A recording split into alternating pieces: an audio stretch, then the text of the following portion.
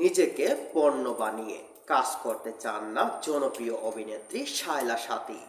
ছোট্ট পর্দা সময়ের আলোচিত অভিনেত্রী শায়লা সাথী ইন্ডাস্ট্রিতে কাজের নানা অভিজ্ঞতা ও সমস্যা নিয়ে দীর্ঘ এক ফেসবুক স্ট্যাটাস দিয়েছেন তিনি। সেখানে তিনি লিখেছেন, শায়লা সাথী লিখেছেন, আমি আজ কিছু আফসোস এবং ক্ষোভ প্রকাশ করতে চাই। এখন সময় বদলানো, তাই বলা উচিত। আমি মনে করি আপনারা অনেকেই জানেন আমার অভিনয়ের যাত্রা প্রাঙ্কিং এর মধ্যে শুরু এবং এখন পর্যন্ত চলমান।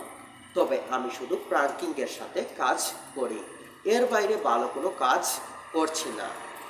আমি চুক্তিবদ্ধ, এমন অনেকেই মনে করেন। এই ধারণা সম্পূর্ণ ভুল। প্রাঙ্কিং আমাকে কাজের স্বাধীনতা দিয়েছে।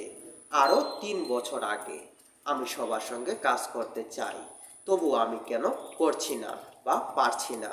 উত্তর একটাই, আমি নিজেকে পণ্য বানিয়ে কোনোদিন কাজ করি নাই, করব না।